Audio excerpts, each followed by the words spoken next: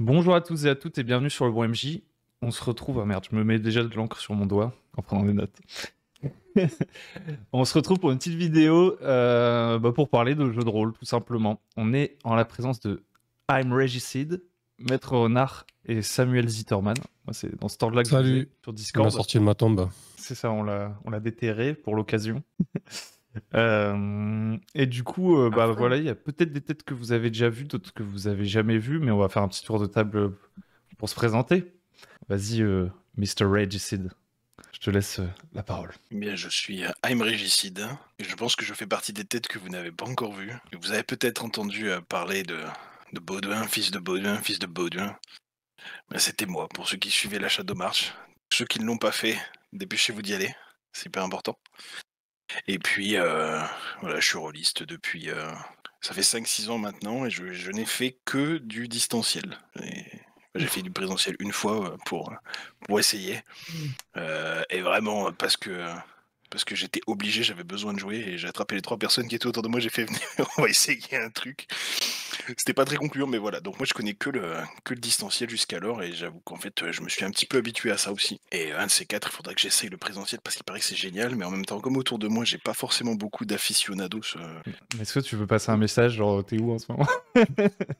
Pour tes voisins, tu les attaches. N'insiste pas, c'est relou, tu dois être en contact avec des gens et tout, je t'assure. Hein. Ne force pas trop, quoi. Très bien. Voilà. Ensuite, Mr. Renard. Salut, ceux qui me connaissent pas. Je suis rôliste depuis 3 ans, MJ et joueur. Et je suis arrivé sur cette chaîne parce que je cherchais un peu de lumière, parce que j'ai débuté vraiment il y a 3 ans et j'étais avide de conseils de comment ça marche, mais c'est quoi être MJ, etc. Donc du coup, j'ai commencé à éplucher la chaîne d'Hugo et on s'est rencontrés comme ça. J'ai participé à plusieurs tables rondes, il me semble, et depuis j'ai rattrapé le temps perdu. J'ai joué à plein de trucs. Dans tous les sens. Dès qu'il y a une proposition qui pop, même si j'ai un peu du temps surchargé, je me lance pour venir voir comment vous faites, et c'est quoi qui se passe à votre table.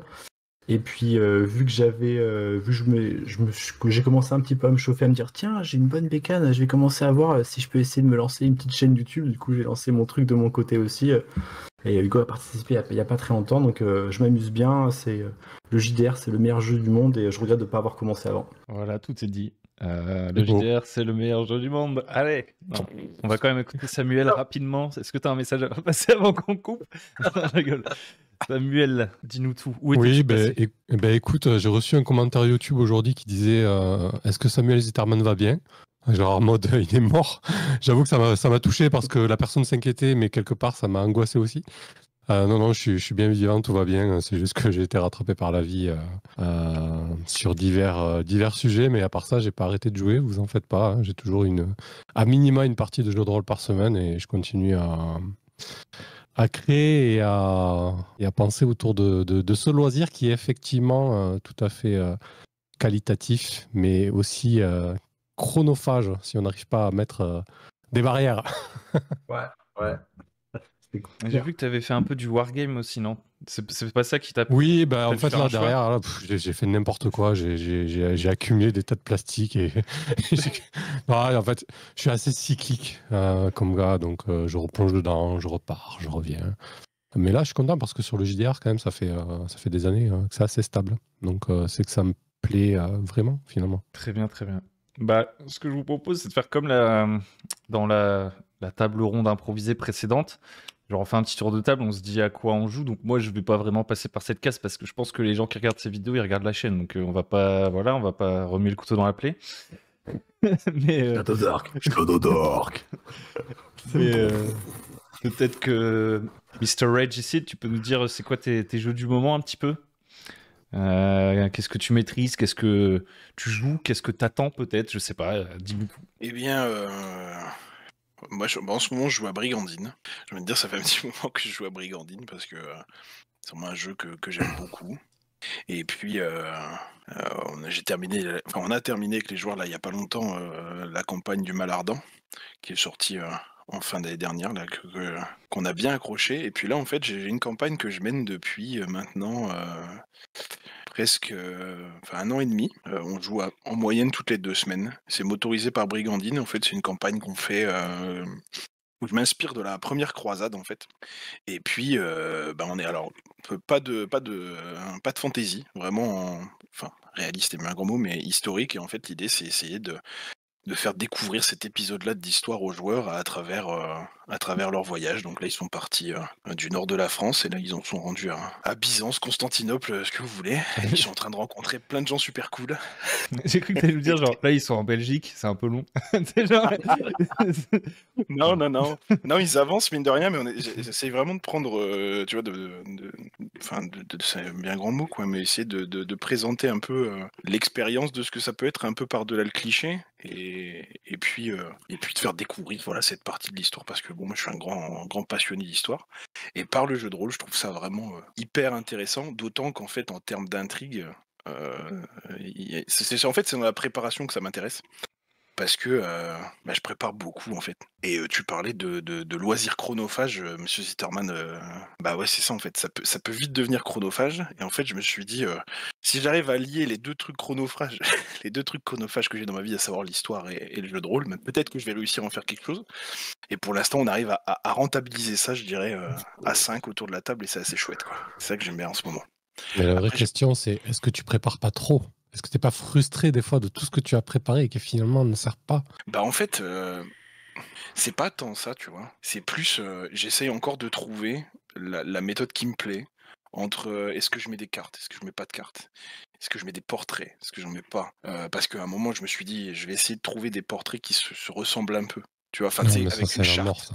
Mais voilà. Et donc, en fait, mais en même temps, tu vois, là, il y a tellement de personnages différents que si je mets pas les portraits, ils sont utiles et pour eux et pour moi, tu vois. Vraiment, hein, ça aide à ancrer les personnages, et moi, ça m'aide parce qu'en fait, c'est ma fiche, c'est indirectement, quand je mets le portrait, je me souviens pourquoi j'ai choisi ce portrait et quelle personnalité j'ai eu envie de mettre. Et ça m'aide tout de suite dans la partie à remettre, et ça me permet d'improviser.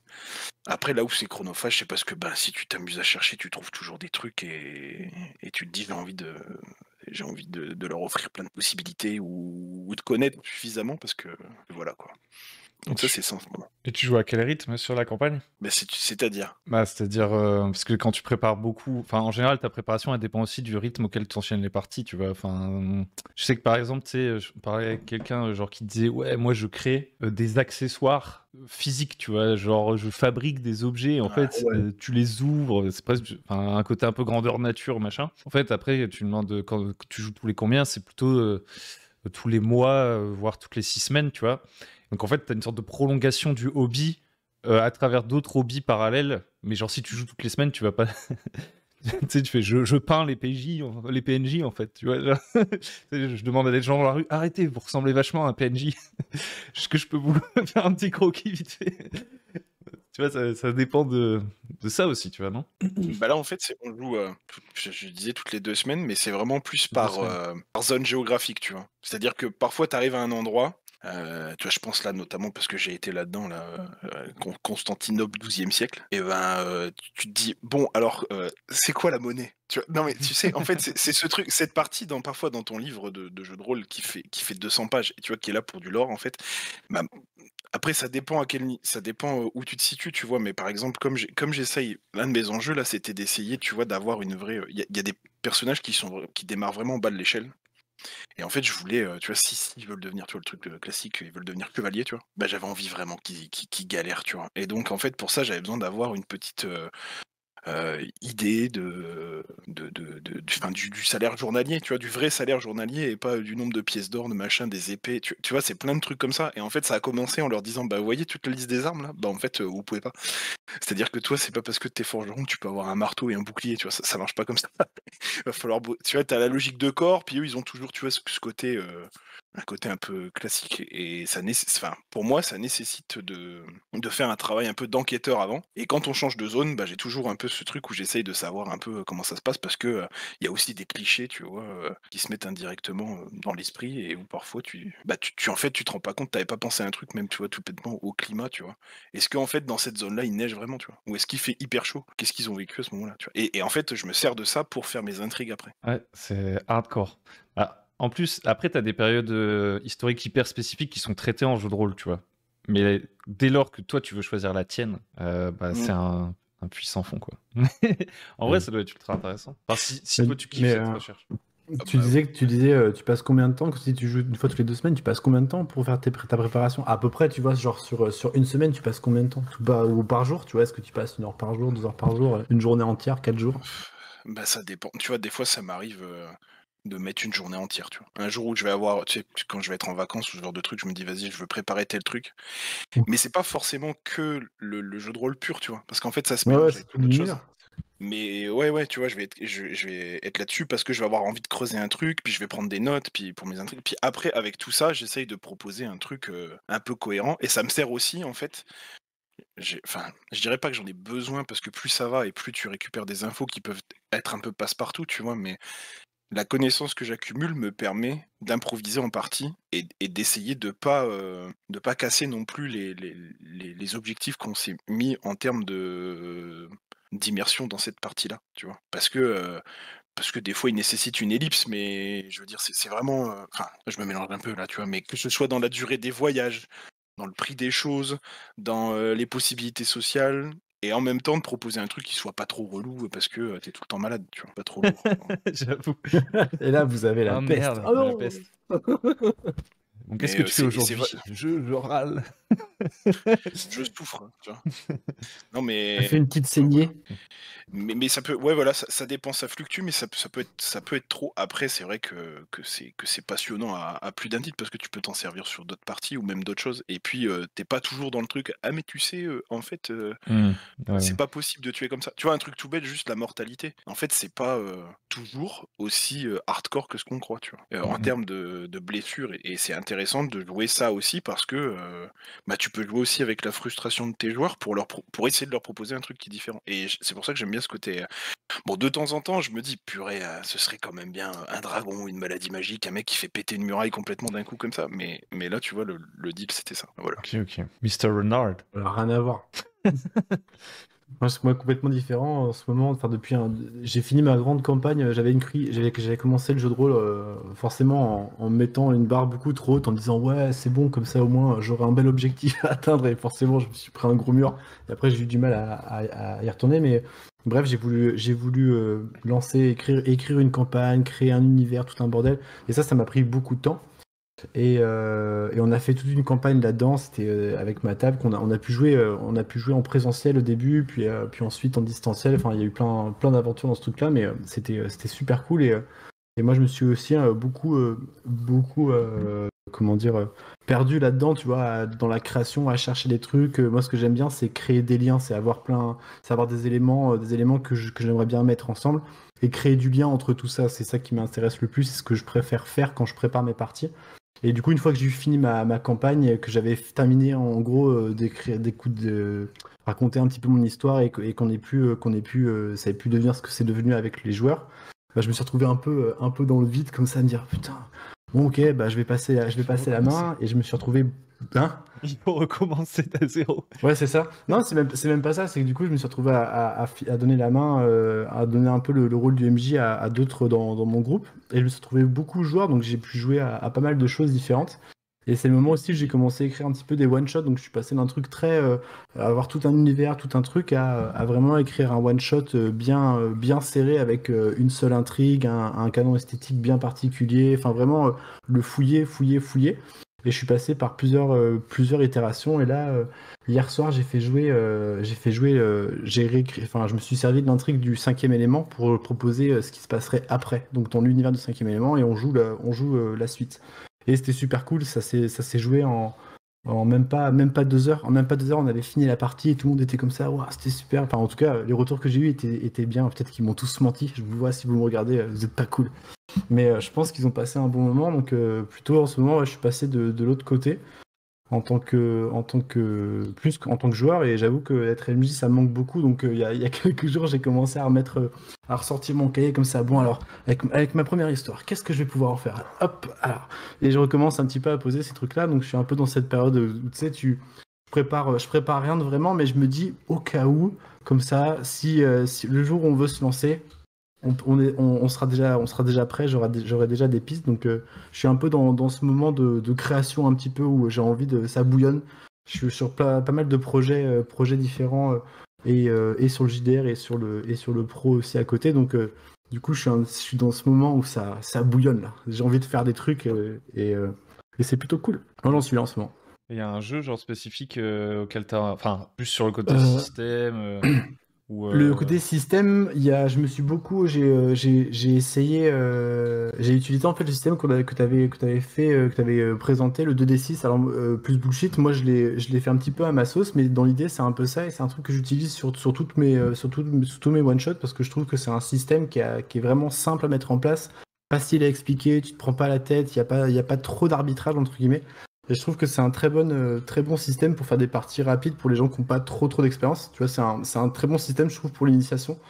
Et donc j'ai pu le faire tester à différentes personnes qui avaient plus ou moins d'expérience au travers de différents types de scénarios. Tu vois, toi, je t'ai fait jouer la Flibus. On a créé un petit univers de pirates. On a créé un univers de pirates dans les étoiles. J'ai fait là du coup le 5e élément. Je suis en train de réfléchir à faire un truc un peu pareil, très pulp dans l'univers des samouraïs. Tu vois, qui tire un peu vers du Tarantino, ce genre de choses là avec des ambiances. J'aime beaucoup le drama et les ambiances, donc les trucs un peu western comme ça où il se passe pas grand chose et d'un coup paf ça éclate et ça pète dans tous les sens. J'aime bien quand ça rajoute quand les parties elles s'enchaînent et il se passe vraiment beaucoup de trucs. Tu vois, ça me dérange pas du tout de faire exploser un mur en plein milieu en plein milieu de la partie. J'aime beaucoup le pulp en général et il se passe des trucs assez cinématographiques, on va dire quoi. Ouais, ok.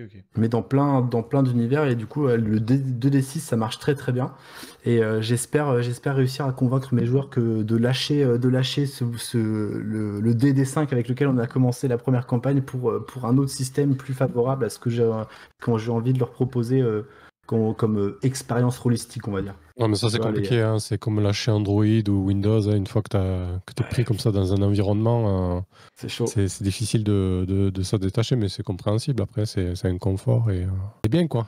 Ouais, c'est ça, mais tu sais, on l'a déjà tellement modifié le truc, tu sais, tu prends le bouquin de tu fais ouais, mais ça me fait chier. Bon, alors le poids des pièces, on s'en fout, les distances, et en fait, finalement, tu vois, le truc, on l'a complètement explosé, tu vois. Le poids des pièces, on l'a entendu juste avant. Oui, bien sûr, c'est très très important.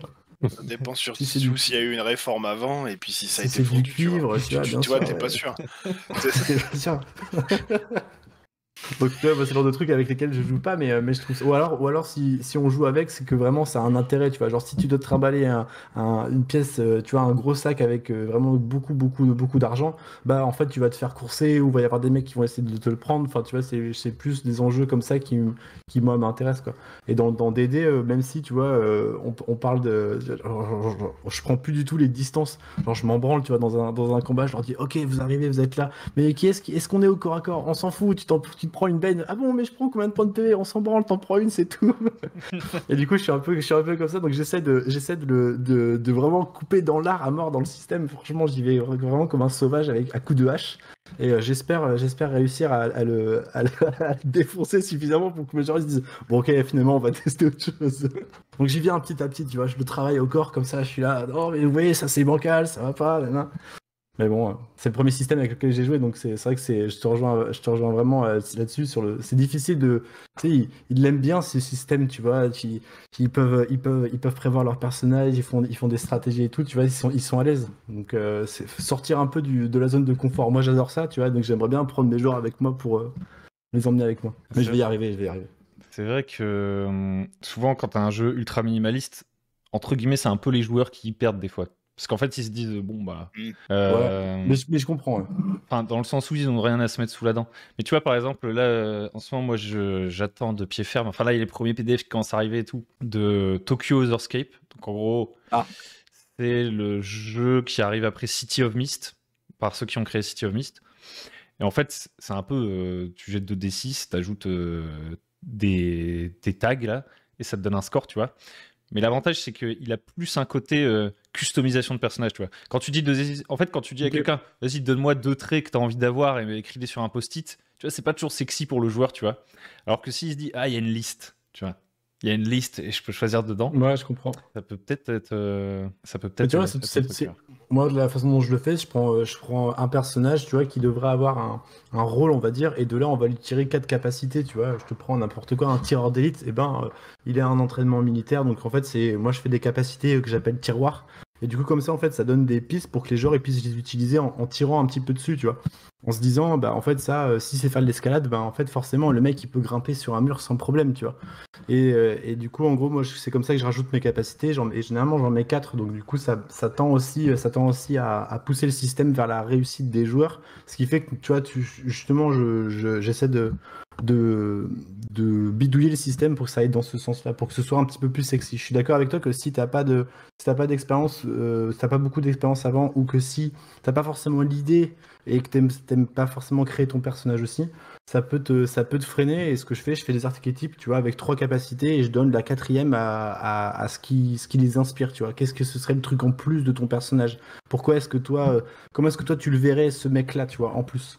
Donc je donne toujours, tu vois, une carte, mais j'ouvre pas je donne pas la boîte de Pandore direct parce qu'effectivement on peut se dire ouais, mais soit j'en ai pas assez, soit j'en ai trop, soit trop de choix, tu le choix, tu vois. Il y a ça aussi pour moi, tu vois, le D&D, pour moi ça me frustre parce que je trouve qu'il y a trop de choix, il y a trop de trucs, il y a trop, tu vois, des listes, des pages, des trucs. Mais pour le Je MJ, préfère que c'est ça tienne horrible. sur En un fait. post-it.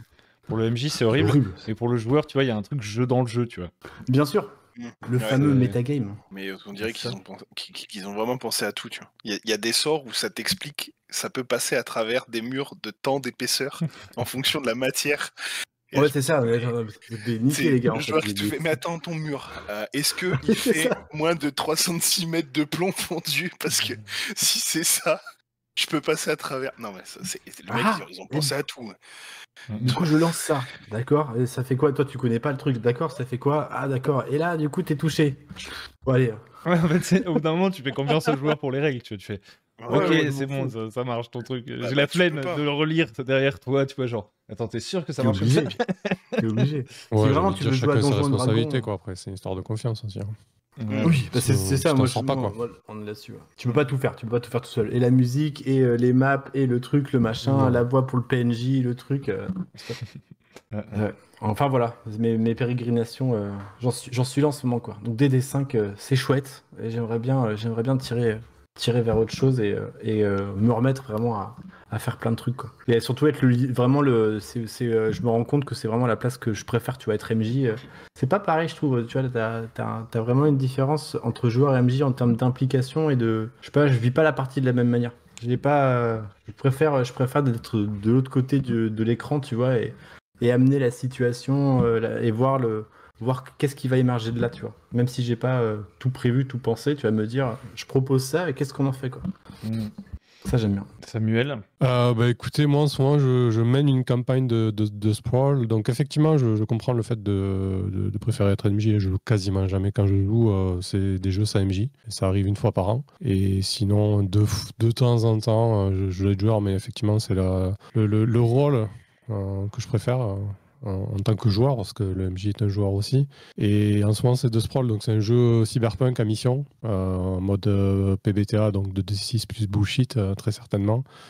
Je ne sais pas si c'est inspiré de ça, mais en tout cas, c'est l'idée. Et du coup, c'est la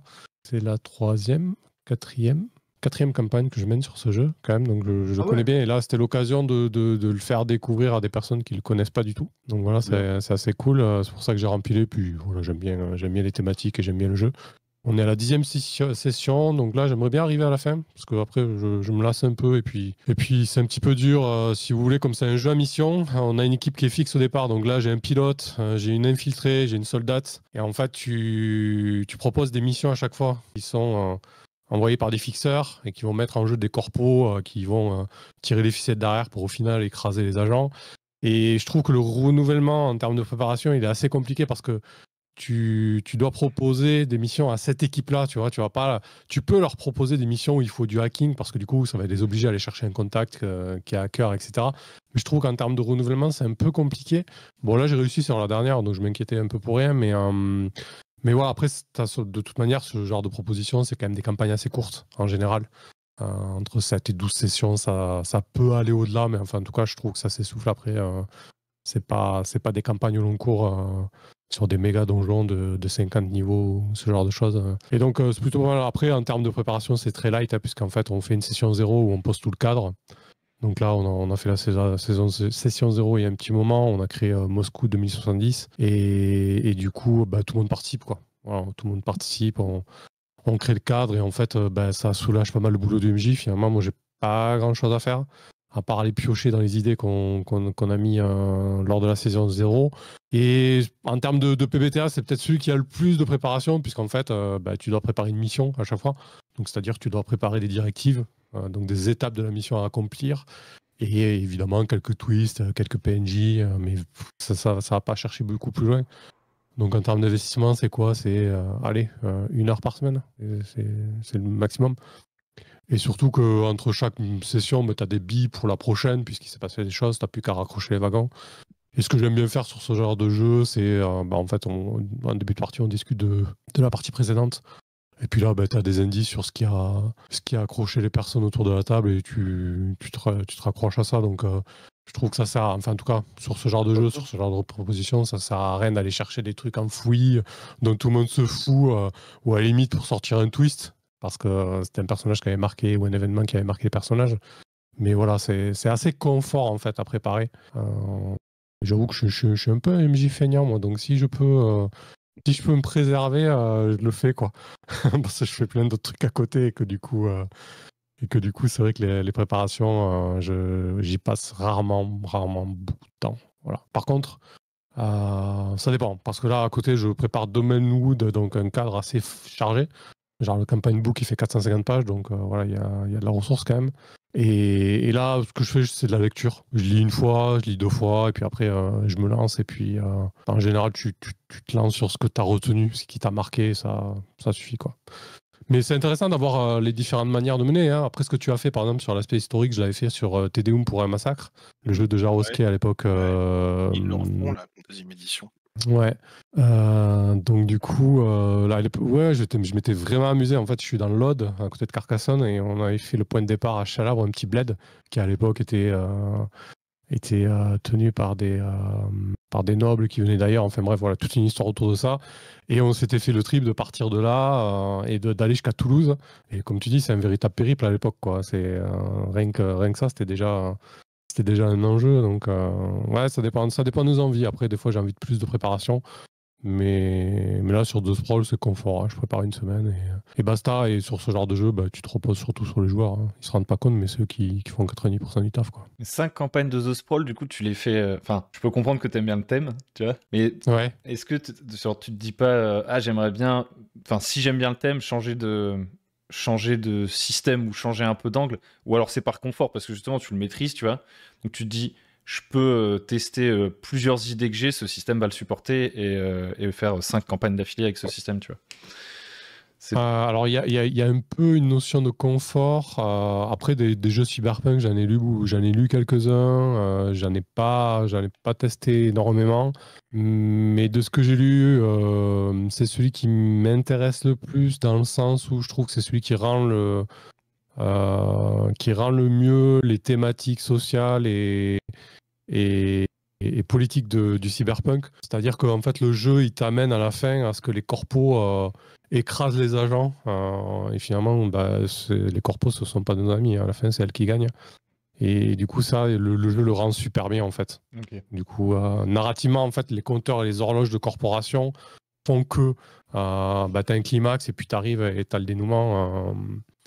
Ouais, non, il est quand même sacrément bien fichu. Du coup, je ressens pas l'envie d'aller voir un autre jeu cyberpunk, quoi, tu vois.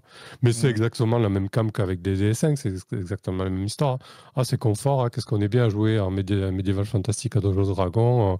On connaît tout, c'est la même idée, donc ça, c'est le même fonctionnement. Mais du coup, voilà, c'est la proposition qui convient bien, en fait. Moi, j'ai pas testé The Sprawl, mais Il faudrait à l'occasion. Ouais, non, c'est un jeu qui vaut le détour. Après, voilà, faut aimer le cyberpunk. Mais ce qui est cool, c'est que franchement, la session 0, enfin sur ce genre de jeu en tout cas, c'est vraiment la session 0 qui pose tout, quoi. Voilà. Une bonne session 0, ça donne une bonne campagne, quoi. On en a reparlé il y a pas Ouais, là, longtemps c'est avec essentiel. Hugo. C'est essentiel. Autant, tu vois, sur de là, ce que je vais mener sur Domelwood motorisé avec Shadow Dark à cause d'Hugo. Du coup, ça sera totalement différent en fait, parce que là, le cadre, il est. Le cadre, ouais, à chaque fois, tu attends le petit bruit de casse. Le cadre est complètement établi, 450 pages, et après, je vais arrêter de parler, peut-être passer la main. Mais en tout cas, c'est différent parce que là, vraiment, on va démarrer un bac à sable émergent. Donc, c'est-à-dire, on va arriver en ville, hein, voilà, vous êtes en ville, il y avait telle ou telle rumeur, qu'est-ce que vous faites, quoi. Donc, je suis pas un partisan. Oui, il faut à tout prix une session 0 où tout le monde partage des idées. En fait, les deux approches sont cool. Ce que je fais moins, par contre, c'est préparer à mort. Parce que je suis feignant et que ça m'intéresse moins. Et du coup, ça, je le fais pas trop. Mais je comprends qu'on puisse kiffer, quoi. Sur Domenwood, moi, quand je l'avais vu, je l'ai pledgé aussi, hein, parce que voilà, on se refait pas. Mais quand je l'ai survolé, il y avait surtout des villes et tout. Tu as aussi du contexte vraiment à l'extérieur des villes. Tu sais, sur la partie. Il y a du bestiaire. Donc, tu vois, tu as de la table, tu as de la rencontre aléatoire, etc. Et je me souviens plus trop s'il y a beaucoup de donjons, parce que c'était sur des zines, ces donjons. Ils sont incorporés dans le bouquin avec le. Alors, dans le campagne book, tu as, je sais pas, il doit y avoir une centaine d'hexagones sur toute la map. Chaque hexagone a une page, donc ça c'est cool, tu vois. Pour mener, je pense que c'est le jeu, typiquement, tu peux le mener à la volée. Parce que bon, tu vas sur la page de l'hexagone, tu lis et tu as déjà ce qu'il faut pour mener l'exploration qui va se dérouler dans l'heure dans cet hexagone, quoi. Très vite, c'est des paragraphes assez courts, voilà, ça tient sur une page à 5. Et oui, tu as ce qu'il faut. Après, tu as très peu de donjons parce qu'effectivement, vu que chaque hexagone tient sur une page, donc à chaque fois, tu as des pistes. Et effectivement, tu vas avoir un petit peu de préparation parce que du coup, s'ils vont dans tel hexagone pour aller voir tel château ou telle grotte, effectivement, tu vas avoir un peu de taf, mais ou alors tu vas aller piocher ou greffer des trucs d'autres modules que tu. Ok. Il y a 10 donjons qui vont sortir 10 aventures, plus 4 modules à part entière qui vont accompagner le campaign book. Et du coup, après, tu greffes ça, ou alors tu greffes des modules que tu trouves ou tu crées, quoi. Après, moi, je vois ça comme un méga donjon extérieur, au final. Oui. Et puis voilà, ça reste un donjon, même si c'est pas caverneux et humide, quoi. C'est quand même différent. Ouais. Non, mais bon, voilà. En fait, il est bien fait parce que du coup, même si les 450 pages, ça peut être intimidant, le coup d'avoir un hexagone par page, c'est génial pour mener une campagne émergente sans trop forcer, quoi. Mais tu vois, ça aussi, ça peut être chronophage aussi. C'est quand tu fais ça en créant ton propre truc. Ne serait-ce que réfléchir comment tu organises les différentes sources que tu as trouvées ou ce que tu as imaginé, tu vois. Et ça, mine de rien, ça peut vite prendre du temps aussi en fonction de ce que tu fais.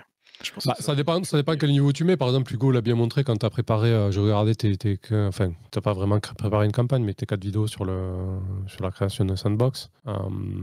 C'est pas, tu vois, ce qu'il montre dans ces vidéos, t'es pas obligé non plus d'aller dans l'ultra détail.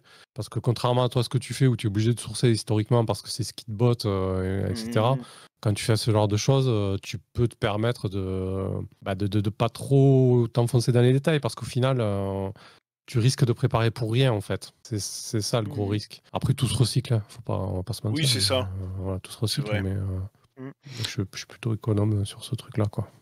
En fait, ce qui est marrant, c'est que sur le côté chronophage, en fait, tu vois, par exemple, il y a un truc que je trouve amusant.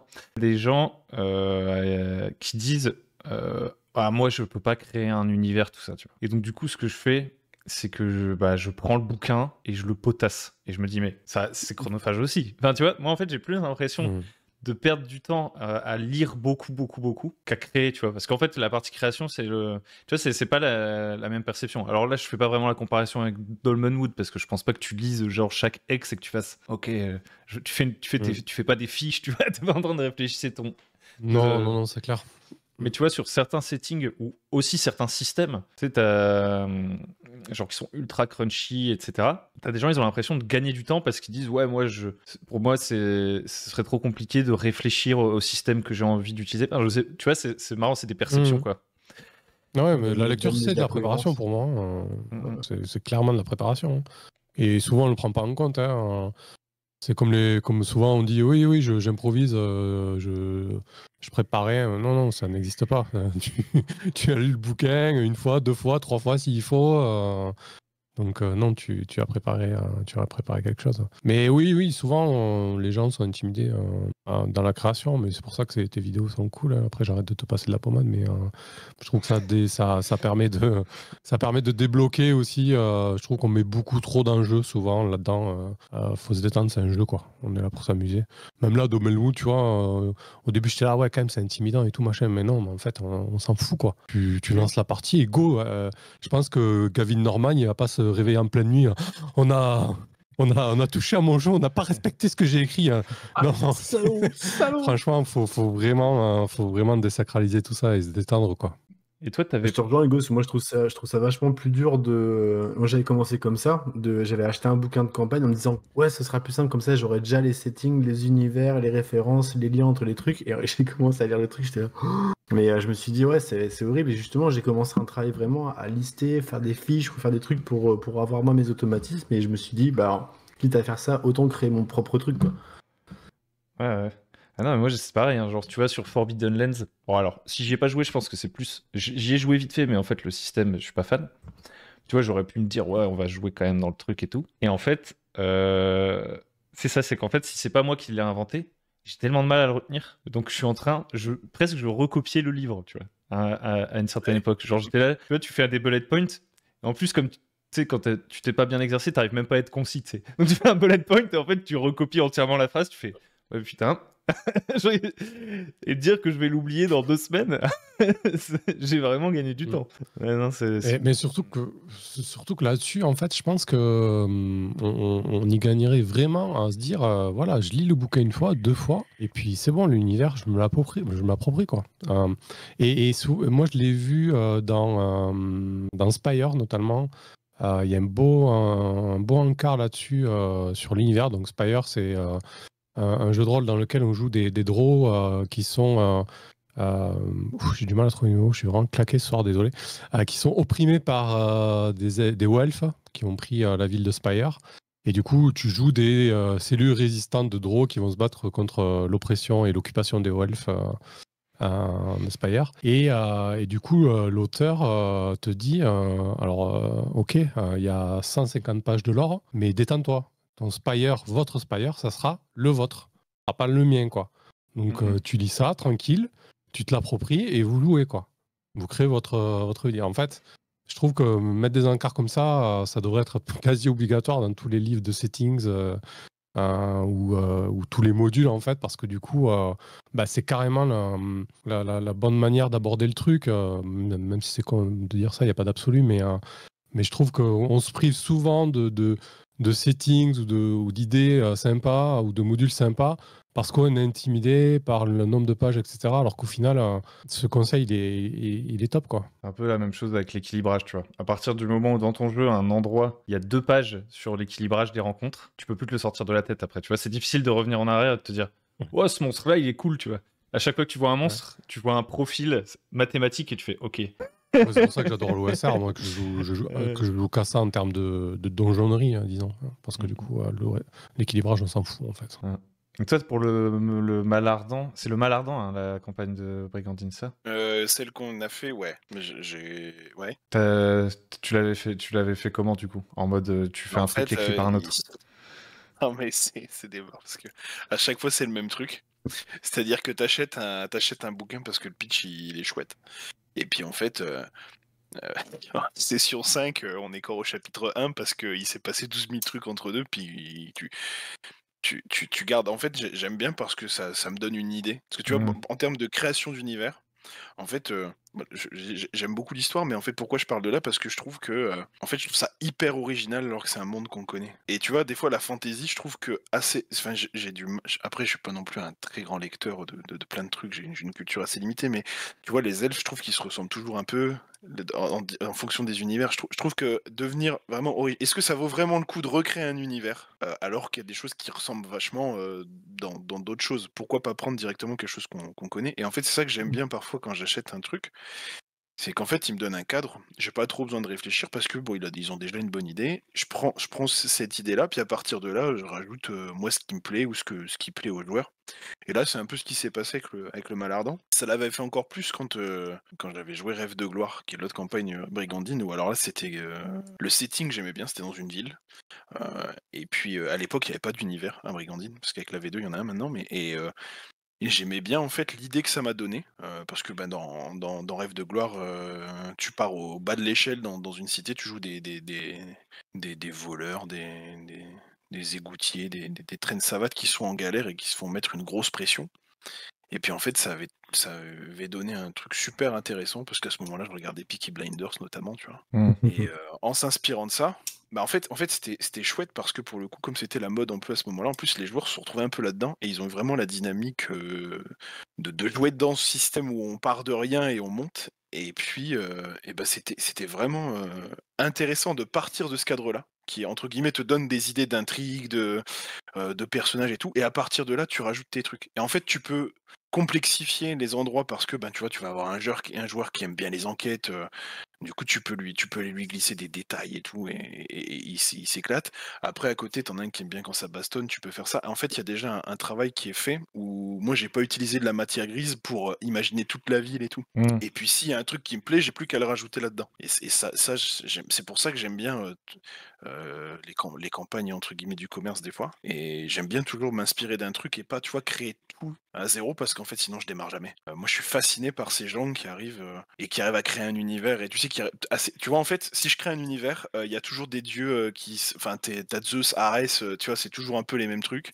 Si c'est monothéiste, ça ressemble forcément à ce qui existe déjà, parce qu'en fait, enfin, j'ai déjà modelé complètement par notre vision du monde, tu vois. Par exemple, enfin, quand je veux faire un truc un petit peu original, enfin, pour moi, tu vois, j'essaye d'aller voir dans la mythologie hindoue, tu vois, parce que enfin, j'ai l'impression qu'on l'a un peu moins éculé, tu vois. À un moment, tu pouvais les chercher à une époque, tu pouvais les chercher dans la mythologie nordique. Maintenant, t'as l'impression que tout le monde connaît, quoi.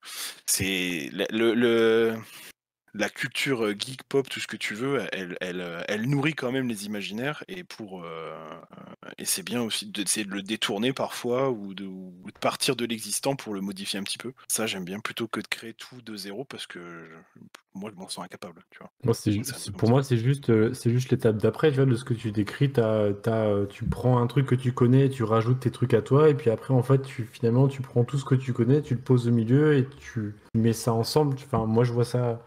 Je me suis fait un peu cette idée, tu vois, quand j'ai créé mon univers dans lequel je suis très à l'aise, parce que je connais pas tout. Enfin, moi, je crée pas tous les détails, tu vois, mais je fais dans la vraie vie, moi je suis pâtissier, donc tu vois, moi j'aime bien les structures, tu vois, j'aime bien les trucs qui tiennent et qui sont où tu sais que ça, tu vas là-dedans, tu sais que c'est béton, tu sais que ça va marcher.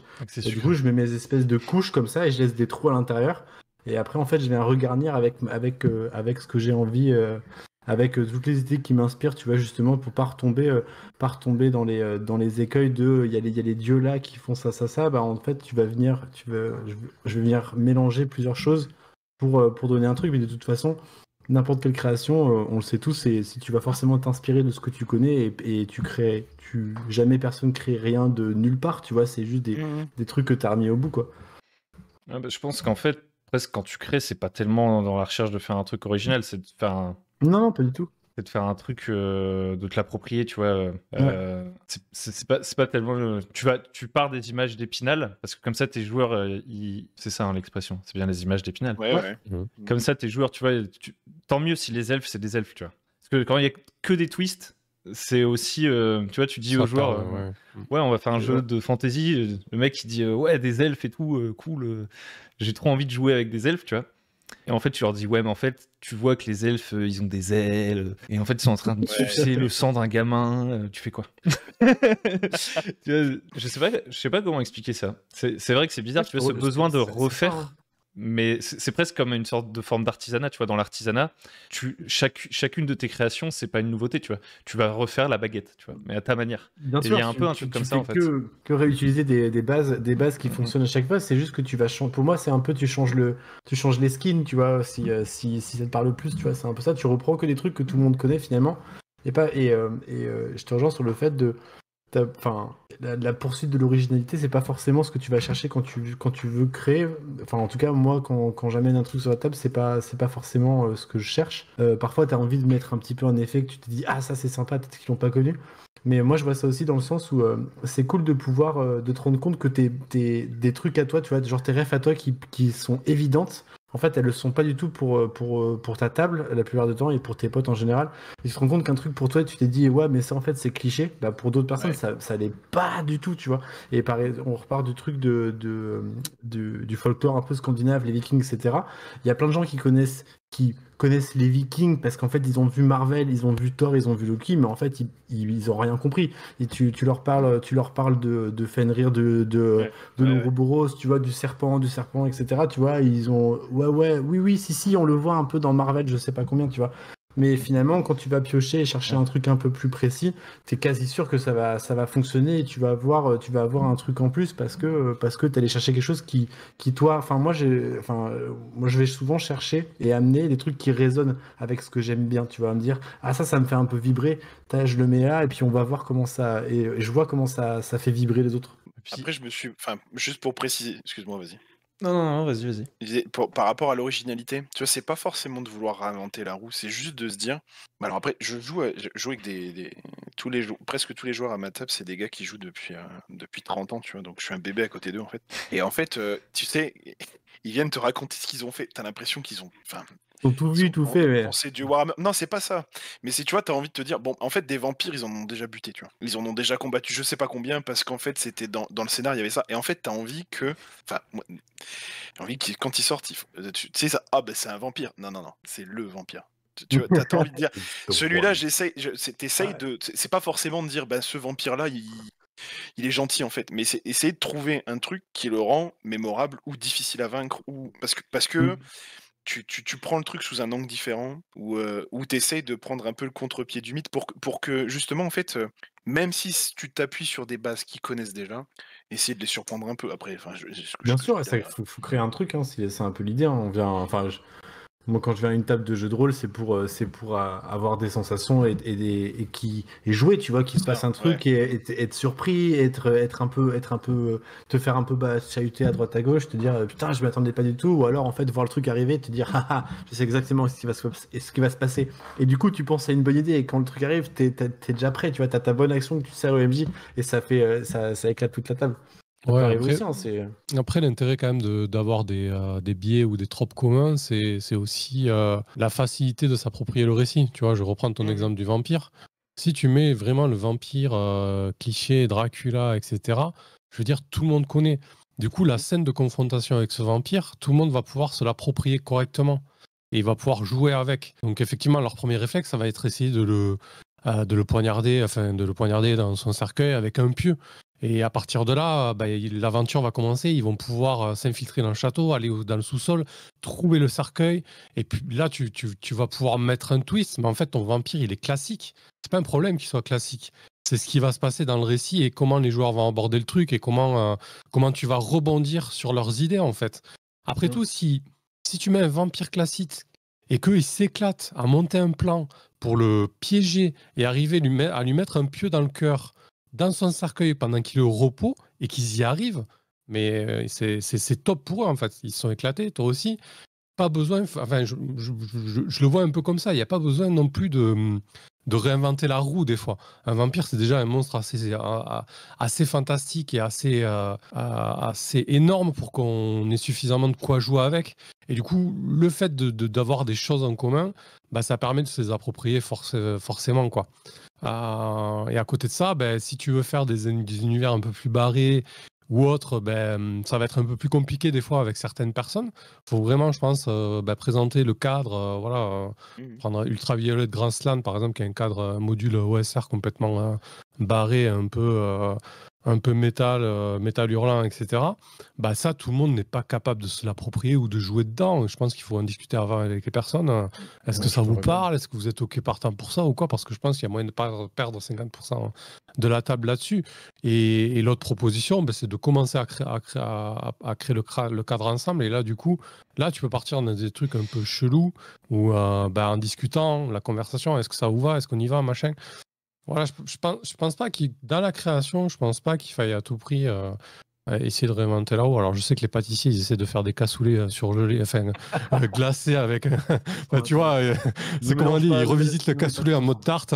Mais, mais voilà, en fait, il n'y a pas forcément besoin de se sentir ou de se vouloir original pour proposer des choses intéressantes, je pense. Un bon classique, quand c'est bien fait, c'est bon, tu vois. Une bonne tarte aux pommes, ça te déchire. Voilà. C'est ça, tu la fais bien, tu mets du beurre, de l'amour, et paf. C'est une sorte d'équilibre, quoi. Parce qu'en fait, il y a aussi une autre question, c'est un peu celle de ne pas gâcher les attentes. Je sais pas comment dire. Alors, en fait, des fois, tu vois... Les tiennes déjà quand tu arrives avec ta partie, tu vois, tu te mets déjà dans un truc... Parce qu'il y a les joueurs, il y a aussi toi dans ta question, il y a toi en tant que préparateur quand tu arrives avec ta proposition et à quoi tu t'attends, et que tes joueurs, quand tu leur présentes ça, qu'est-ce qu'ils vont penser? C'est même que, je sais pas comment dire. En fait, c'est même aussi pourquoi tu viens jouer.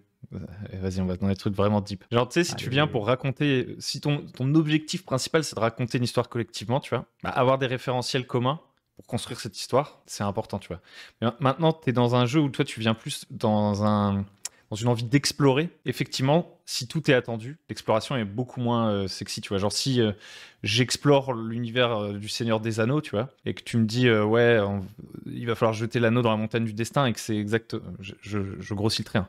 Et que tu vois, que j'arrive devant la Moria et je fais, qu'est-ce qu'il peut bien y avoir ici? Pourquoi le nain ne m'ouvre pas la porte? Je dois lire le truc sur le mur, tu vois.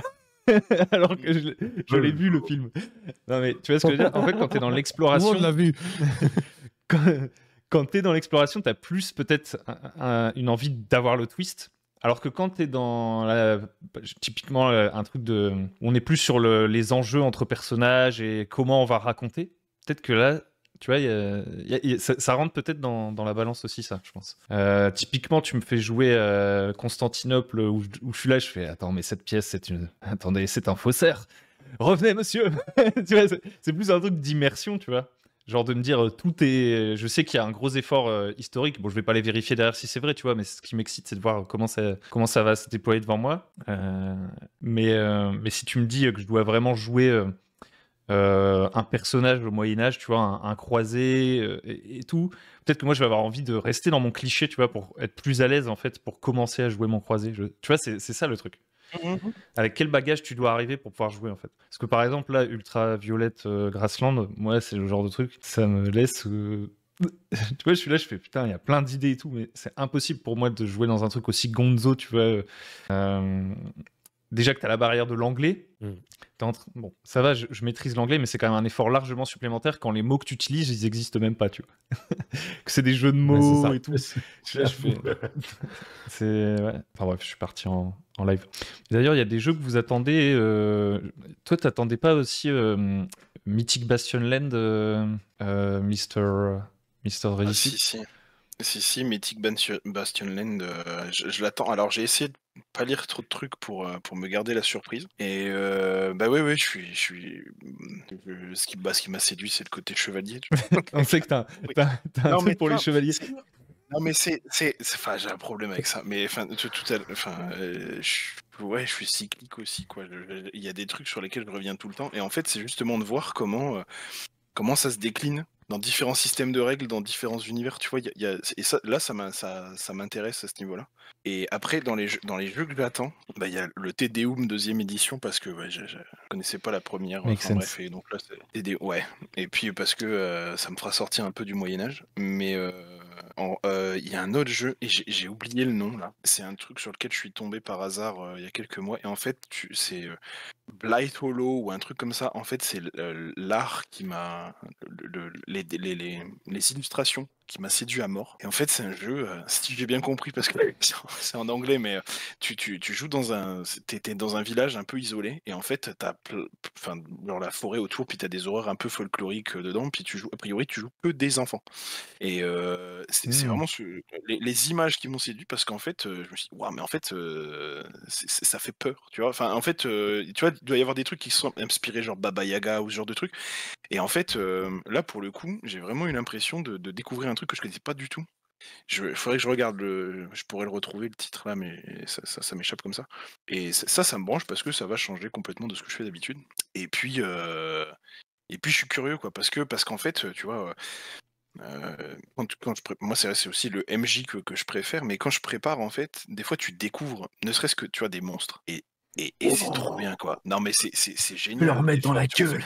Mais non, mais t'imagines juste. Non, mais est-ce que, en fait, comment dire ça? Parce que, ben, tu vois, des fois, t'arrives dans une scène, enfin, t'as ton jeu de rôle, puis tu vois, le truc qui est en train de bouffer des enfants, tu vois, ou alors tu sais, c'est un monceau de cadavres, comment dire, ranimés, et puis les mecs. Ouais, je comprends pas pourquoi je peux pas bouger à ce tour-là, tu vois. Tu sais, le jet de peur ou j'en sais rien. Bon, voilà, tu sais, des fois, t'as des trucs qui sont. Quand t'imagines, parce que t'es quand même. Ce qui est super, c'est que t'es dans l'esprit. T'imagines la créature, ce que ça sous-entend. Et parfois. Enfin, c'est hyper intéressant à découvrir, tu vois. Quand t'essayes de faire une enquête sur le monstre, parce que tu sais pas ce que c'est. Parce que tu vois, tu trouves un mec, bon, il a 2 trous là, je vais reprendre mon vampire, tu vois. Il a 2 trous là, bon, t'es joué forme. Ok. À mon avis, c'est une libellule géante. Ben non, non, c'est un vampire. Et assez vite, ils vont commencer à réfléchir à ça. Quand en fait, c'est un monstre que ni toi ni eux ne connaissaient parce que c'est bien fichu, bah, l'enquête, elle devient super. Et là, tu vois, pour le coup, même si tu arrives à. En fait, je suis d'accord avec vous deux. C'est-à-dire qu'il faut qu'il y ait les références pour que les joueurs puissent se mettre dedans. Mais si en plus, tu arrives à les surprendre un peu avec un truc qui n'est pas complètement sorti de nulle part, eh ben, ça, c'est chouette. Et ça permet de rendre. De créer un vrai souvenir. Tu vois. Parce que je trouve que paradoxalement, même quand on fait beaucoup de parties, on arrive, il y a des choses qui marquent fortement et c'est pas toujours ce qu'on attend et c'est pas toujours la même chose pour tout le monde. Et c'est intéressant, du coup, c'est pour ça que j'aime bien varier un peu les plaisirs, que ce soit dans la précision comme dans des fois un truc un peu plus détendu. It's a Timo Gorgon. C'est genre. Ouais. Et enfin voilà, celui-là je l'attends pour ça. Et puis je l'attends plus, je viens de le recevoir, c'est Sapa Inca, je sais pas si vous avez déjà entendu parler de ça. Pas du tout. C'est sur les Incas, non? Ouais, c'est sur les Incas. Non mais alors, bah, c'est pareil, parce que je me suis dit, tiens, pas mal en fait, intéressant de voir ce qu'il propose. J'ai commencé à le lire, alors il y a une partie encyclopédique qui est un peu balèze parce que les noms Amérique du Sud, là je vous souhaite bien du plaisir les gars.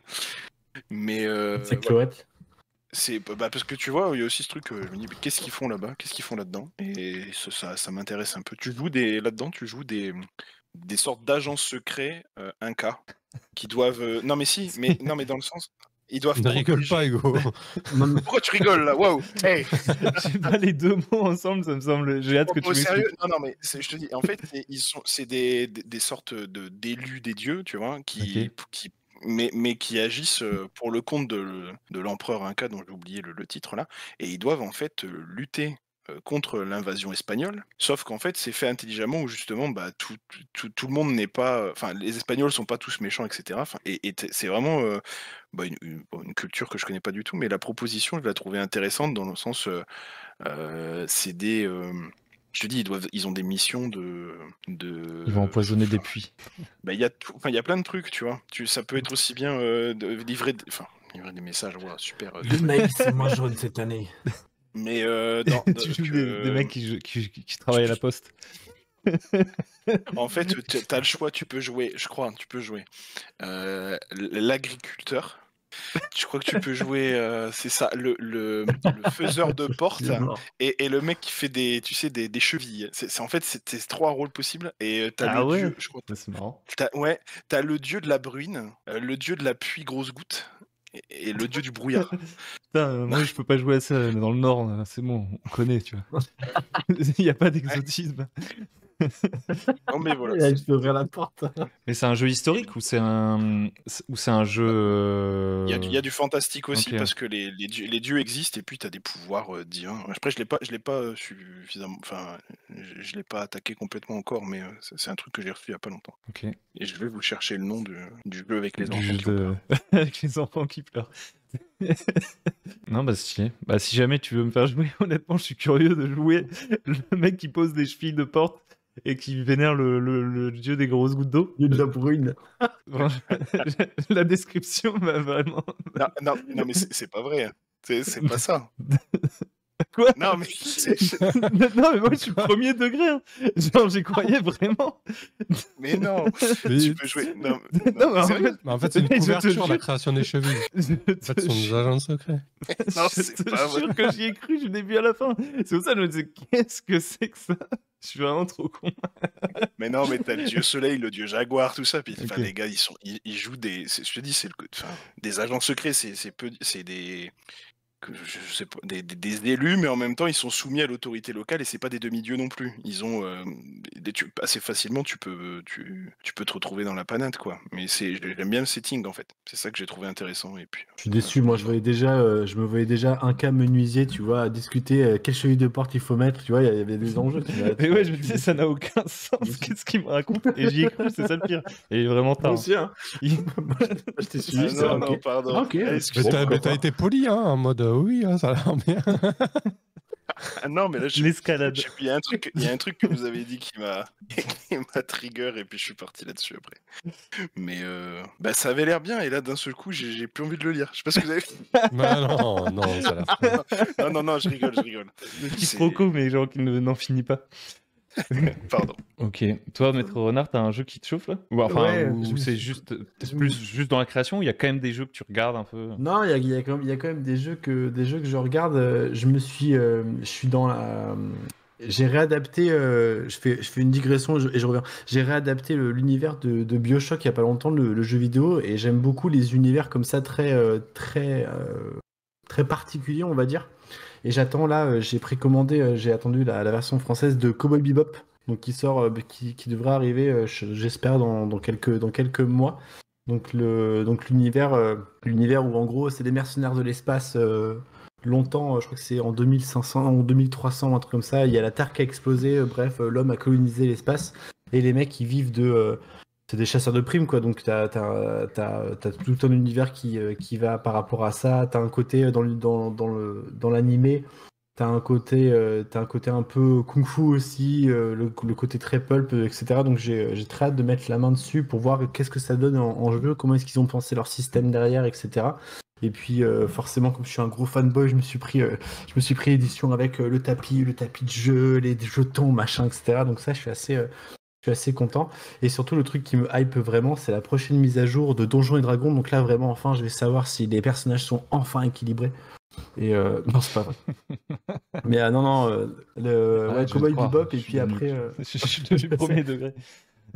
Et je suis en train de réfléchir à. Je pense que je vais me poser à réfléchir à réadapter un autre univers. Il y a un truc j'ai vu passer un projet il y a pas longtemps qui est sorti sur la Horde du Contrevent, le bouquin de Alain Damasio. Donc le mec, il a recréé un peu l'idée générale qui est en gros, pour résumer le bouquin, c'est un groupe de personnes qui doivent remonter une bande de terre qui est leur monde, qui est constamment balayé par des vents à différents flux, mais constamment, et ils cherchent à remonter à l'origine. Et le jeu se concentre sur en gros, tu as un groupe de survivants et peut-être tu vas réussir, peut-être tu vas mourir, et du coup tu vas laisser des traces pour le prochain groupe qui va reprendre ta trace et qui va continuer à essayer d'aller au bout. Donc je sais pas si le jeu si le jeu en lui-même me branche plus que ça, mais j'aimerais bien savoir en fait quand même voir, essayer de l'avoir entre les mains pour voir ce que ça donne en jeu ou au moins sur le papier, comment est-ce qu'il a pensé son truc, parce que je suis très très fan de cet univers-là, et c'est un bouquin que j'ai relu il y a pas très longtemps. Et donc c'est assez frais dans ma mémoire, donc je vois à peu près comment est-ce que j'aurais pu essayer de mécaniser un petit peu l'aventure. Et je suis assez curieux de savoir comment est-ce qu'ils ont fait ça. Ah, et c'est vraiment dans la proposition de jeu, c'est-à-dire que tu joues les différents groupes. Ouais, ça c'est cool. Exactement. Dans le bouquin, en fait, le bouquin commence, c'est pas un spoiler du tout, le bouquin commence où on suit la 33e horde. Donc en fait, ça fait déjà 33 générations qu'ils envoient des mecs, à pied contre les éléments. Et puis forcément, le vent, il peut prendre des formes aussi fortes qu'une tornade, etc., qui t'arrive plein fer dans la gueule. Donc t'imagines bien que quand tu débarques en slip avec un petit piolet, il y a des accidents qui peuvent arriver. Et donc l'idée de ce jeu-là, c'est ça, c'est que tu crées ta horde. Donc dans la horde, chacun a un groupe, comment dire, une place, une fonction très particulière. Tu as celui qui est à l'avant, celui qui s'occupe de gérer les vents, celui qui s'occupe de trouver de la bouffe, celui qui s'occupe de trouver de l'eau, etc. Donc t'as un truc un peu de gestion de groupe comme ça et de faire avancer. Et c'est quelque chose que j'ai jamais trop expérimenté en JDR encore. Donc écoutez, je passe un message si jamais l'un de vous là entre les mains et faites-moi signe, je veux bien essayer une partie. Ah, donc c'est un vieux jeu. Non, le jeu est sorti, là, je l'ai vu en participant en campagne de financement participatif, pardon. Je l'ai vu ça au mois de novembre et je crois que la campagne n'était pas encore tout à fait terminée. Il me semble que mon frère a pledgé, donc normalement je devrais réussir à faire une partie. Ah, c'est stylé. En fait, il y a un côté un peu West March à l'envers, je sais pas comment dire. C'est pas tu retournes toujours à la base, c'est tu retournes toujours à zéro. Non, Ouais, ça, en fait, tu repars du point zéro et tu repars et tu récupères les infos au fur et à mesure. Le bouquin est un peu construit comme ça, où en gros, les hordes suivantes, en fait, récupèrent des carnets. T'as un mec dans l'équipe, son boulot, c'est le scribe. En fait, il doit écrire ce qui leur arrive. Il est capable d'écrire la nature du vent, etc. Donc, en fait, pour avoir de la data pour les mecs suivants, tu vois, les gars qui partent, ils savent que il y a peu de chances qu'ils reviennent, quoi. Putain, mais tu pourrais faire ça, Régicide. Imagine la dinguerie. Tu fais jouer ta campagne de croisade, et après Ouais. tu joues des mecs genre 20 ans après, et tu fais tu fais toutes les époques, tu vois. Mais à chaque fois, il y a l'impact de l'époque d'avant. Et tu fais une sorte d'Uchronie à effet papillon, tu vois, sur plusieurs campagnes. Ah, ça peut être marrant. Ah, mais laisse tomber. C'est Sur trop... différentes époques, tu n'es pas obligé de faire 25 ans. Ouais, tu pourrais faire chaque génération, mais là, du coup, t'as de quoi jouer pendant 5 vies, quoi. Ah, mais carrément. Et en plus, ça dépend si tu choisis de faire des ellipses ou si tu joues tout en temps réel, tu vois. J'ai envie de dire, Et là, tu comptes les commencer à pièces, réfléchir. et leur propre poids. Mais etc. c'est Là, pas on intéressant. compte les pièces. C'était les mecs ils vont se dire mais c'est quoi cette partie où les mecs en fait ils font des cours d'histoire. Non, c'est pas ça. Moi j'aime bien savoir ça pour pouvoir proposer des trucs Non, bah autour de oui. ça parce que Je charrie. mais Tout le monde te charrie en ce fait soir. ouais voilà je vois c'est la soirée comme ça. Non mais bon je me rends compte que je suis pas toujours très clair dans ce que j'explique mais Non, je juste crois qu'on s'éclate. Attends. Mais... Et c'est juste, je repasse comme ça, le jeu en question, c'est The Woods at Blight's Hollow. Ah, ça me dit rien. Enfin, vraiment, je trouve que les illustrations sont juste, enfin, moi je l'adore et c'est ça qui m'a accroché. Mais ouais, carrément, tu peux jouer à un truc. Ça doit être marrant aussi de peut-être choisir un endroit et de jouer. Des parties, peut-être même, tu sais, une session enfin pas forcément par semaine, mais à chaque session, tu fais une période différente et tu restes accroché à l'endroit pour voir les impacts que les joueurs ont fait. Bah sur du jeu de intéressant. rôle un peu historique, en plus ça Sur prend du temps vraiment long, beaucoup de sens. ouais. Bah oui et non, parce qu'en fait, assez rapidement, enfin oui et non. Il faut savoir à quel point tu prends en compte ce que les joueurs ont fait dans le respect de historique. Ouais. Imagine, tes joueurs ont sauvé Jules César, tu fais comment, tu vois tu vois ce que je veux dire? Il y a des points comme ça en fonction de ce que tu joues. Ça pourrait être marrant, ça. Bah, tu pars en Bah oui. Uchronie, quoi. C'est parti, Ouais, let's go. ouais. L'Empire Ouais, ouais. romain, c'est pas effondré. Non, mais c'est ça. Mais si tu te dis, on veut garder le truc historique, alors ce qui est pas forcément le cas là, mais en fait assez rapidement. Tu vois, si tu dis, ouais, en fait, je vais jouer Rome à tous les siècles, puis je vais essayer de leur montrer tous ces événements-là. Les mecs, tu peux être sûr qu'à la session 2, ils te font un truc où et ça te réécrit tout. Mais ça, par contre, ça doit être vachement intéressant. C'est vachement intéressant de faire de l'Uchronie pure quand t'as des bonnes bases comme ça. Parce que là, bah, tu vois, pareil, tu dis Jules César, les joueurs voient tout de suite. Un vampire. Tu le tues pas, c'est super. Ouais, Jules César. La meilleure série uchronique du moment et peut-être des décennies passées, c'est For All Mankind. Hein. Ça pas, le point de départ, c'est de la SFA. Le point de départ, c'est pas les Américains qui ont mis le premier pied sur la Lune, mais c'est l'URSS. Ah, c'était russe. Ouais, c'est et ça. du Ouais, coup, là, la 4e saison vient de se finir et au fur et à mesure, on avance de 10 ans et petit à petit, l'histoire s'éloigne. Quoi. C'est super chouette. Donc il y a moyen de jouer ça, c'est sûr. Hein. Et de toute façon, on peut tout jouer, puisqu'on peut jouer des mamies qui enquêtent sur le mythe de Cthulhu. Donc tout est possible. Ou des, Je me le note. des Incas. J'en reviens pas que je t'ai cru. Ça. Moi aussi, hein, vraiment. Premier degré, moi je t'ai cru premier degré à me dire. Non, mais pourquoi pas, il Franchement, le moi faut pour aussi, tout j'y le monde. étais. Hein. Ah, c'est vrai. Ah, bah, Mais pardon, en fait, dans l'enchaînement. Non, mais franchement, t'as été très bon, hein, parce que Ah tu bon, nous as bah tous écoutez, piégés, hein. Ouais, non, ouais. mais il y en a, je sais plus ce que C'est là, vous avez ok, dit. C'est c'est- les agents secrets. Je pense que c'est au moment où j'ai cru que vous m'aviez pas cru là-dessus et je me suis dit, je vais noircir le trait. Non, mais en fait, c'est Parce que tu riais, on avait l'impression que tu riais de gêne à continuer d'expliquer. Je sais pas comment dire, c'était vraiment ultra bien joué, Bah tu vois. Genre un peu en mode. C'est ce que j'ai- Bon, je suis un peu gêné de vous dire ça, mais c'est un jeu où des mecs Mais non, mais attends, et qui les réparent mecs, des portes. non, mais écoutez, je vais rattraper. Je rattrape. Il y a un travail. Il y a un travail de Ah, on en recherche doute qui a pas. été fait pour ce jeu qui a été qui est monstrueux. Donc je tire mon chapeau aux gens qui ont travaillé là-dessus. Et la proposition est super chouette et je suis navré si je n'y ai pas rendu hommage parce que moi j'ai vraiment envie d'y jouer, tu vois. Et j'y jouerai. Je m'y engage. Non mais enfin voilà. Donc non, tu peux jouer des guerriers jaguars, c'est super. En fait, t'as le paladin jaguar, t'as le paladin inca, t'as le sorcier inca, et puis le voleur inca. T'inquiète pas, mais c'est juste qu'il s'appelle pas comme ça. Il s'appelle Tawan Ching Tuyu. Ok. C'est- Ça, c'est le genre de Tawatin jeu Suyu. pas facile d'accès aussi. quand tu sais, dès que tu décris un truc, c'est un mot que tu connais pas. Mais c'est intéressant aussi. En fait, au final, tu te dis, la majorité des gens, s'ils regardent pas des séries ou ils font pas des jeux liés à l'histoire, ils savent peut-être la plupart des trucs qui nous, tu vois, on est en mode il a une hallebarde. Genre, tu vois, il y a genre personne. La plupart des gens, tu leur dis une hallebarde, ils font ouais, c'est bien. Parle français, s'il te plaît, je peux pas jouer. C'est quoi ça? C'est C'est un vraiment. instrument de musique? Il y a une culture dans la culture. Ok. Moi, je sais pas si toi t'attends d'autres jeux que de Dolmenwood et tout, du coup, Samuel. Bah écoute, Enfin, si t'as des trucs que c'est tu vrai regardes un peu. en ce moment, j'essaie de rationaliser mes achats et surtout, je joue qu'une fois par semaine. J'essaie vraiment de me limiter à qu'une partie par semaine parce que j'ai vraiment eu des périodes où c'était 2 ou 3. Et là, ça commence à être un peu compliqué.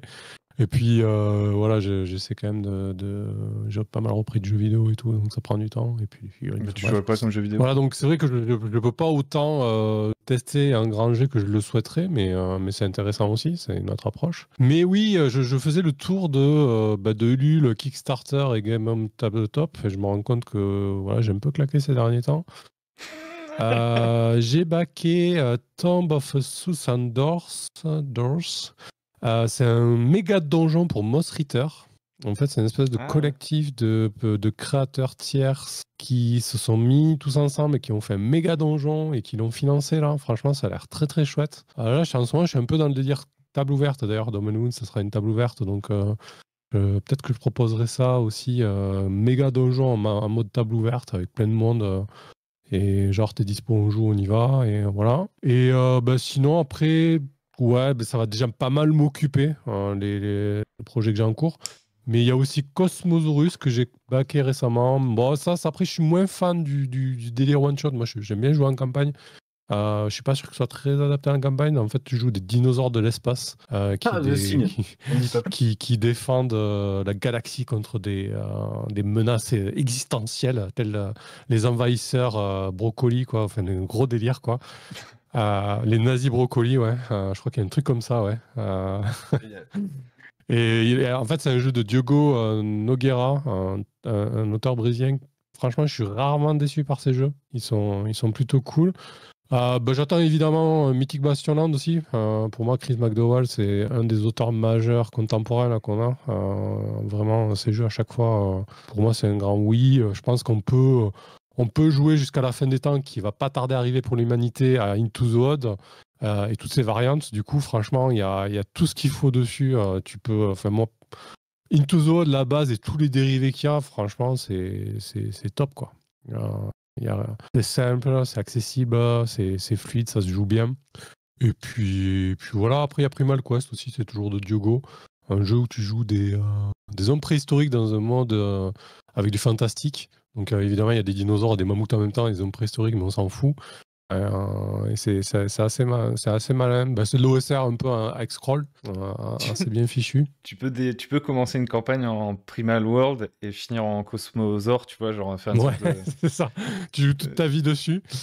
Ouais. Et ouais, je l'ai fait jouer en one shot, week-end jeu. On avait fait vite fait la session 0 du one shot. Ils avaient fait un Triceratops. Donc en fait, ils avaient fait une espèce de food truck avec leur Triceratops. Ils allaient de village en village porter des trucs de bouffe. On est parti dans un gros délire. Le jeu est assez fun et assez libre. Et le système est très bien fait. Non, j'attends des jeux. Après, c'est vrai que, enfin voilà, c'est pareil. On achète plein de jeux, on lit plein de trucs et c'est compliqué de tout faire, quoi. Je veux aussi tester Shadow Dark Vanilla, quoi, parce que là, à peine arrivé le jeu, je vais déjà le tordre pour jouer avec Domain dessus. Mais bon, ça a l'air assez flex comme jeu, donc ça va, c'est pas dramatique. Ça reste... Old School Essential, donc bon... Ouais, c'est ça, donc c'est assez proche au final. Hein. C'est pas... Mais voilà, non, pas mal de petits jeux qui me tentent. Et je désespère pas de trouver un jeu SF qui remplacerait Eclipse Phase, cher à mon cœur, mais sans toute la lourdeur mécanique. Hein. Je suis un grand fan de SF et j'avoue que j'ai du mal à trouver chaussure à mon pied en termes de JDR, parce que soit je trouve ça trop poussif, soit il en manque un peu. Voilà. Je lis essentiellement de la SF, mais en jeu de rôle, j'ai pas trouvé ma cam pareil Eclipse Phase, hormis les systèmes qui maintenant je peux plus, quoi. Tu sais, là, c'est marrant parce que je sais pas, il y a 2 neurones qui sont connectés. Dans justement City of Mist, Tokyo Otherscape, etc.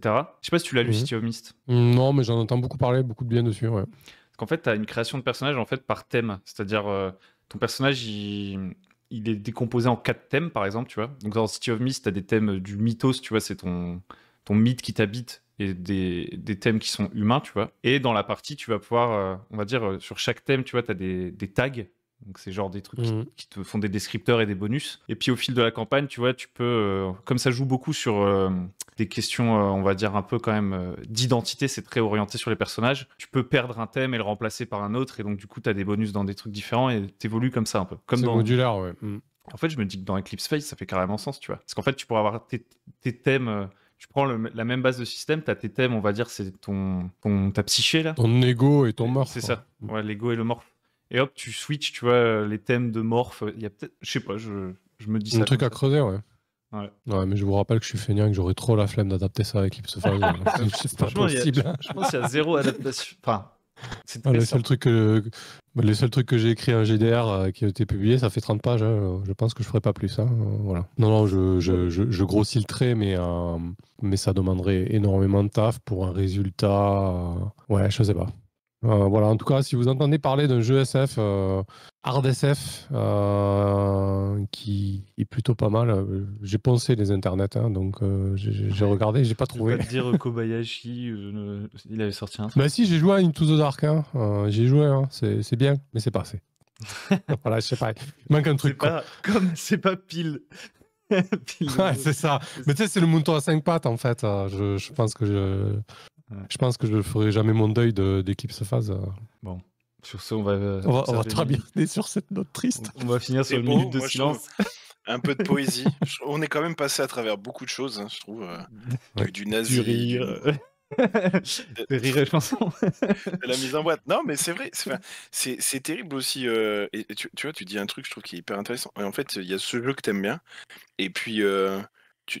en fait, tu le réadapteras pas parce que c'est pas. En fait, entre guillemets, ça prend trop de temps et c'est pas rentable par rapport à ce que tu veux faire. Et en fait, t'es accroché à ce truc-là. C'est poétique, c'est beau, tu vois. Parce que en fait, c'est quand même un loisir. C'est super, mais c'est un loisir assez particulier où quand même tu te dis, je m'enferme avec des gens et je raconte une histoire et en m'inspirant de trucs. Enfin, mais non, mais il y a quand même un truc où tu vois, des fois tu vis des trucs à la table. C'est aussi poignant que des films ou des séries que tu as pu voir. Et en fait, indirect, des fois, voire plus, ouais, en fonction des personnages et tout. Et tu as des moments de poésie, de grâce, de ce que tu veux. Et autant quand tu regardes une série, tu peux en parler, tu vois, à table et tout. Oh, t'as vu ce mec qui est mort et tout, c'est oh ouais, ça fait des années qu'on... Et tu vois, des fois, ça te revient, t'as une conversation avec des gens qui ont rien à voir avec ça. Et en fait, tu peux pas parce que le temps de leur expliquer, il y a quand même 200. il y a 200 séances avant, tu vois. Enfin, j'exagère, mais et tu vois, enfin, ça fait aussi partie de ça qui est super, et ça passe aussi par le fait qu'on s'attache à des trucs, à des styles, toi, si t'aimes la SF, tu penses ce truc-là, peut-être un jour, et je te le souhaite, tu trouveras ce jeu qui viendra remplacer dans ton cœur celui qui est un Franchement, peu tu remplaces poussif. le jeu par une relation, un truc comme ça, ça rend le truc encore plus épique. C'est ça, J'espère ouais. qu'un jour tu feras ton deuil. Mais non, mais c'est là là, c'est Non, terrible, mais je te quoi. troll, je suis d'accord. Comment tu me mets en boîte ce soir? Et tu vas voir demain. Et tu vas voir ta ville, je vais la raser. Ce soir, j'ai un plan. Mais bah, je sais plus ce que j'allais dire. Mais ça a été tout ça pour dire que j'ai été touché par ta déclaration. Ta déclaration d'amour à ce jeu de Eclipse Phase. Voilà. Merci de ton soutien. Bah, je t'en prie. Bon, je pense qu'on a fait notre quota horaire. C'est fini. Je sais pas, est-ce qu'il y a un dernier truc que vous vouliez aborder ou est-ce qu'on se laisse là, messieurs? Bon, c'est pas mal, je trouve qu'on n'a pas trop tourné en rond et on a eu des sujets intéressants, c'était cool. Et ben nickel. Grave. Et ben dans ce cas, Moralité, préparez mais pas trop. Choisissez les jeux que vous voulez, jouez à fond. Mettez les trucs que vous aimez dedans. Voilà. Ouais, et surtout, faites rêves, faut votre pas les version. Ouais, du voilà. vampire. Votre version est toujours là. Ouais, faites votre propre version du vampire, mais qui est quand Avec même ses un peu pièces. classique. Parce que Et là, le on commence à classique, tourner c'est en rond. et si vous croisez un vampire pâtissier inca qui fait du cassoulet, Méfiez-vous, Avec lesquels, méfiez-vous. avec ses chevilles fabriquées pour tuer le vampire, c'est parfait. Ramenez, c'est un dinosaure de l'espace qui leur a déposé. Ils sont venus avant, ils ont construit la pyramide, ils ont déposé les pièces, ils leur ont après fait les portes et ils sont repartis. La boucle est bouclée. La boucle est bouclée. Merci les gars et j'espère que la vidéo vous a plu. Et puis à très bientôt sur Discord et sur YouTube. Ciao ciao. Allez, salut, bonne soirée. Ou bonne journée, on n'en sait rien en fait, ou bon matin, bref. Ouais, bon ce que vous voulez. Ciao.